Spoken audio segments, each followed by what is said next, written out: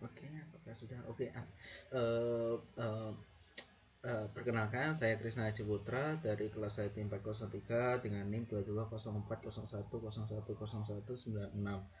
Dalam video kali ini saya akan mempresentasikan eh, hasil tugas UAS analisa berorientasi objek. Untuk soalnya pertama kita diwajibkan untuk membuat vlog dengan menjelaskan langkah-langkah memodelkan sistem menggunakan sistem permodelan berorientasi objek serta berikan contohnya. Eh, saya sudah buatkan untuk analisanya. Nah, eh, untuk vlognya untuk contohnya saya menggunakan contoh online shop web apps. Jadi eh, kita kita saya memilih online shopping untuk sistem permodelan objek. Nah, pertama untuk langkah-langkah sistem permodelan berorientasi objek, untuk langkah awalnya kita menentukan kebutuhan analisisnya dulu. Nah, ada beberapa kebutuhan analisis, yaitu identification actor, klasifikasi, dan klasifikasi. Nah, untuk awal uh, kita analisis awal adalah identifikasi aktornya dulu. Uh, User untuk siapa saja aplikasi yang akan kita buat. Nah, kita klasifikasikan aktornya ada lima aktor. Jadi pertama pembeli, admin toko, pemilik toko, pengembang, dan tim testing.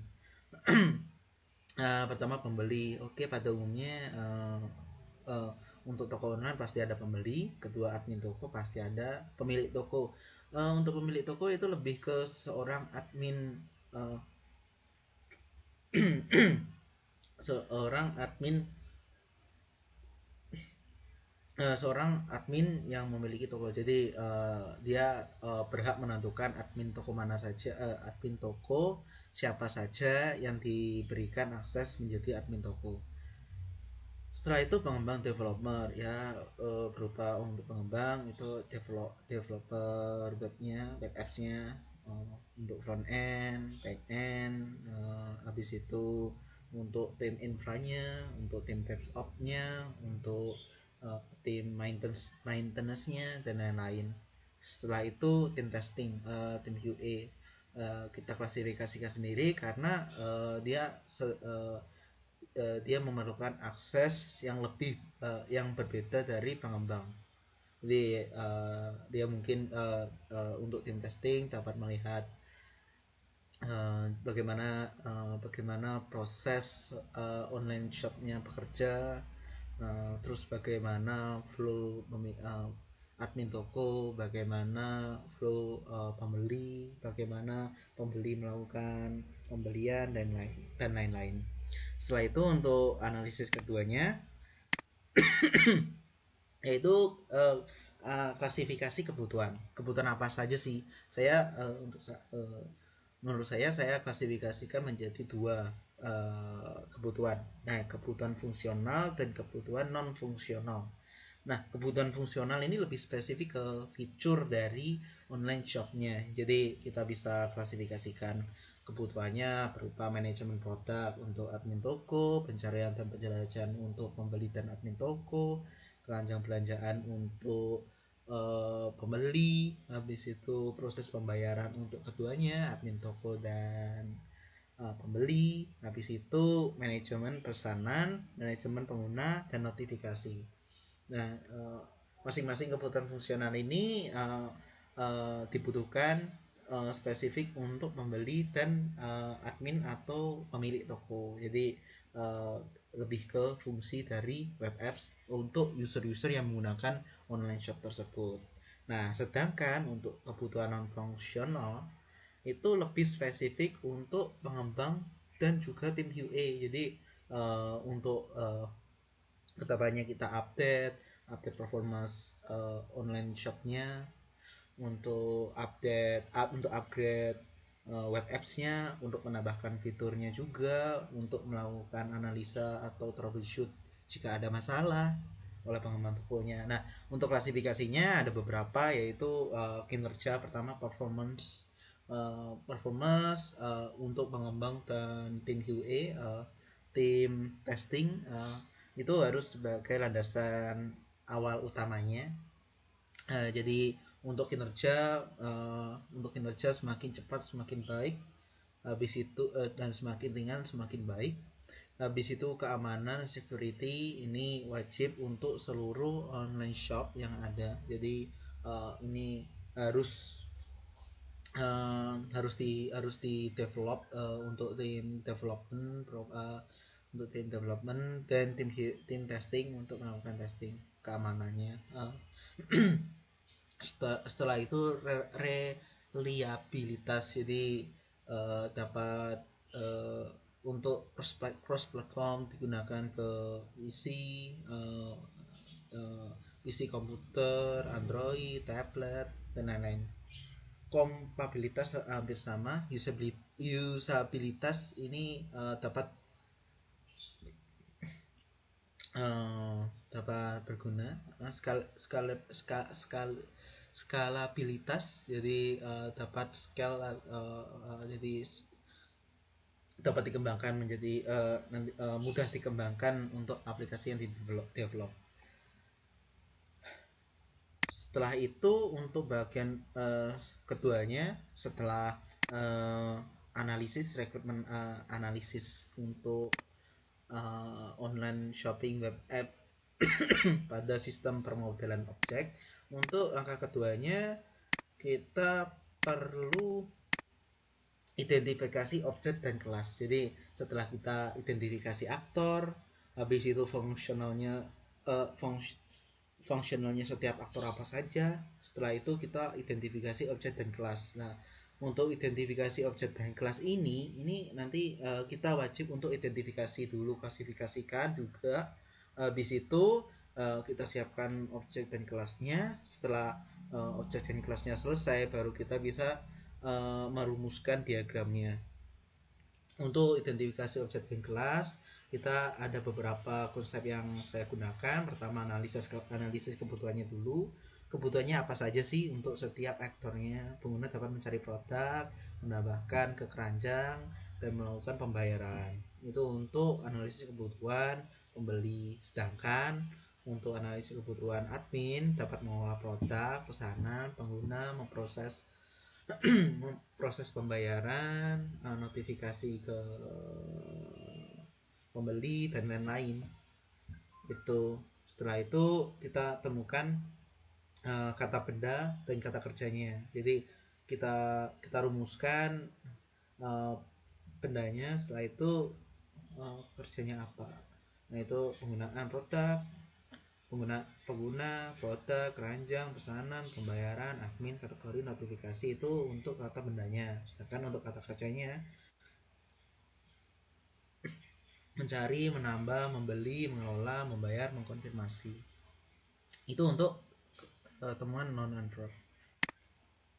Setelah kita klasifikasikan kebutuhan dan temuan katanya, kita klasifikasikan objek. Nah, untuk klasifikasi objek itu ada banyak sebenarnya. Pertama user atau pengguna, kedua produk,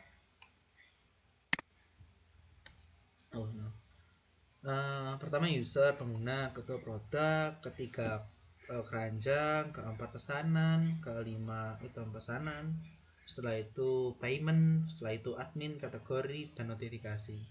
Nah, untuk usernya ya ini kita gunakan untuk nanti diagram class-nya. Jadi kita rumuskan dulu klasifikasi objeknya dan juga berupa atribut dan metodenya. Setelah analisa dan identifikasi udah selesai, kita dapat merumuskan diagramnya. Untuk awalnya, untuk proses diagram awalnya saya menggunakan use case diagram. Use case diagram ini digunakan untuk merumuskan cara kerja web online shop web apps-nya secara keseluruhan. Jadi kita bisa yang kita sudah bahas sebelumnya, kita bisa klasifikasikan menjadi dua aktor untuk pembeli dan admin toko. Untuk pembeli akan mengambil dapat menggunakan dapat menggunakan untuk melihat produk, untuk mencari produk, menambahkan produk ke keranjang, melihat keranjang belanja, melakukan pembayaran, melihat status pesanan, mendaftarkan akun dan login. Sedangkan untuk admin toko dapat menambahkan produk baru, mengelola produk, melihat pesanan, memproses pesanan, mengelola pengguna, melihat laporan penjualan. Nah, setiap activity ini, setiap objek ini saling berkaitan. Misalnya melihat produk dan mencari produk, tentu user akan melihat produk dulu tentu user akan mencari produk dulu sesuai kebutuhannya apa. Setelah itu dia melihat produk, setelah itu menambahkan produk ke, kalau misalnya dia tertarik, dia akan menambahkan ke keranjang. Tentu kalau misalnya dia sudah melihat sudah cukup untuk memilih barang-barang mana saja, dia akan melihat keranjang dan melakukan pembayaran lewat fitur keranjang tersebut. Nah, untuk fitur-fitur tampilan user saling berkait. Nah, sedangkan untuk tampilan admin semuanya punya fungsi masing-masing, tidak saling terkait, prosesnya tidak saling terkait seperti pembeli, namun fungsi admin tokonya, ojeknya punya fungsi yang berbeda-beda sesuai dengan apa yang telah sesuai apa yang telah diproses oleh pembelinya. Jadi untuk proses yang berhubungan itu melihat pesanan dan memproses pesanan. Nah, ini misalnya untuk mencari produk terhubung mengelola produk, ini adalah interaksi antara pembeli dan admin toko. Jadi kalau misalnya admin sudah upload produk mana saja yang dia jual, nah sesuai dengan objek yang tertera di sini, nah nanti pembeli akan membeli produk tersebut. Nah, dari sini ada berkaitan berhubungan sesuai dengan objek-objek yang ada. Setelah itu setelah use case diagram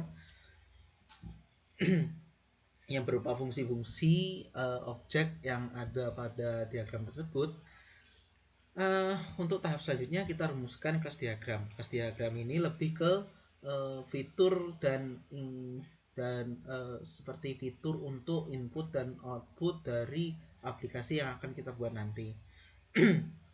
Jadi untuk kelas diagram menurut saya lumayan banyak di sini. Ada user, ada cart, ada order item, ada admin, payment, dan produk. Nah, untuk user dapat kalau dari tampilan di sini, user dapat mengetikkan user ID, nama, email, password, alamat. Nah, nanti di sistem akan bisa meregistrasi, login atau logout. User punya fungsi register, login, logout. Begitu juga dengan card, yaitu untuk card ID, user ID, total harga. Antara user, card, order item saling berkait karena ini merupakan fungsi dasar dari pembeli. Jadi mungkin fitur ini tidak di-provide di admin toko, jadi ini saling berkaitan ini saja. Namun untuk produk, payment, dan admin ini kelas diagram yang dapat di-provide keduanya oleh user, oleh pembeli dan juga admin toko. Jadi produk ID, nama, deskripsi, harga, stok, kategori. Nanti di sistem akan menambahkan produk, akan mengupdate produk, akan menghapus produk. Begitu juga dengan payment. dapat mengisi payment ID, jumlah, metode, tanggal pembayaran, order ID. Nanti di sistem akan melakukan proses pembayaran, tambah produk, update ya, seperti itu. Begitu juga admin, begitu juga order ID, order item, order card. Nah, mungkin tidak saya terangkan semuanya karena sesuai dengan tampilan ini berupa fungsinya sudah menurut saya sudah cukup lengkap. Setelah itu kita dapat rumuskan sequence diagramnya. Sequence diagram ini berfungsi untuk mengatur workflow dari user ke proses user ke dengan sistem. Jadi di sini ada user, online shop web apps, habis itu payment gateway, habis itu inventory service. Jadi ini adalah hubungan antara service-service yang udah disiapkan sebelumnya. Nah, untuk user ini untuk di sini aktornya adalah user. Jadi user akan browser online shop ke web apps-nya. Nah, di online shop akan memprovide informasi produk apa aja lewat inventory service mana aja. Oke. Dan akan menampilkan produk apa aja yang tersedia di online shop tersebut. Setelah itu user dapat menambahkan ke cart, ke keranjang. Habis itu dari sistem akan meneruskan ke sistem inventory service-nya untuk mengupdate produk availability-nya, untuk ketersediaan produknya. Habis itu confirm kalau misalnya memang produknya masih ada. Habis itu notify ke user. Oke, user akan memproses checkout dengan payment lewat payment method. Habis itu confirm payment service. Setelah itu online shop akan mengupdate inventory ke sistem inventory tersebut. Setelah itu dari online shop web apps-nya akan update ke user untuk notifikasi dan informasi ke user kalau misalnya prosesnya sudah berjalan.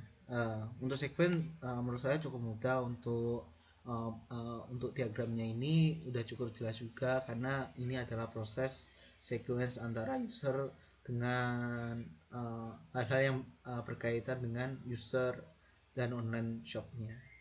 Nah, setelah kita rumuskan sequence diagramnya, nah kita perlu mendetailkan desain arsitektur yang ada. Jadi setelah itu kita baru lebih ke sifat teknikal. Jadi untuk membangun aplikasi web online shop kita perlu ada 3 arsitektur, yaitu pertama presentation layer atau front end, habis itu logic layer back end, habis itu data access layer untuk DBMS-nya. Nah, untuk presentation layer, lapisan presentasi menyediakan ya seperti itu ya, berupa HTML, CSS, JavaScript, framework front end lainnya, React, Angular dan lain-lain.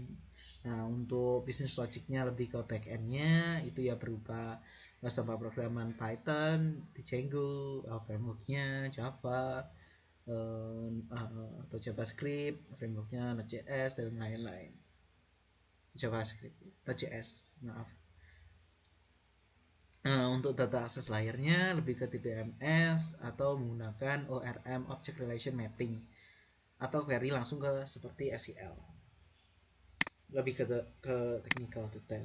Nah, komponen utamanya yang sudah saya sebutkan sebelumnya, front end untuk tampilan, UI, produk, keranjang, pembayaran, manajemen pengguna, habis itu back end mengolah produk, pesanan, pembayaran, untuk mengurusi logic di belakang pemrosesan yang ada. Habis itu database seperti tabel, penggunaan keranjang pesanan, kategori dan lain-lain. Nah, untuk